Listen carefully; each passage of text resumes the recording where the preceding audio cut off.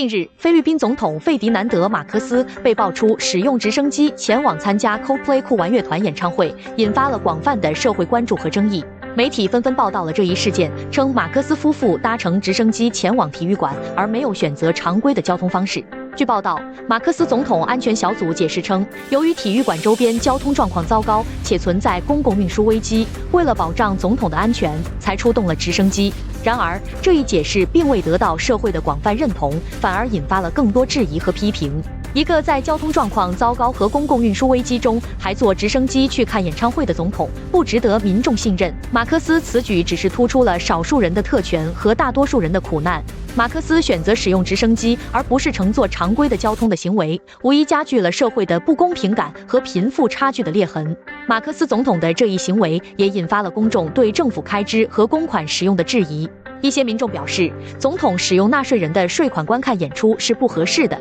这种行为显得十分奢侈和不合时宜。他们认为，作为国家的领导人，总统应该更加注重公共利益，把更多的资源和精力投入到解决菲律宾面临的各种挑战和问题上。社会舆论普遍认为，总统的行为反映了他对公共利益的忽视和对自身特权的过分追求。这种行为不仅损害了总统的形象和公信力，也对社会的公平和正义产生了负面影响。在这个问题上，总统需要认真反思自己的行为，并采取积极措施来修复形象，重建公信力。在这个问题上，政府也需要承担一定的责任。政府应该加强对公款使用的监管和管理，确保公共资金用于解决国家和民众面临的各种挑战和问题上。同时，政府还应该加强对社会公平和正义的维护，推动经济发展和社会进步的进程中，注重平衡不同群体的利益和需求。总之，马克思总统的行为引发了社会的广泛关注和争议，严重损害了本人形象，同时也损害了政府的公信力。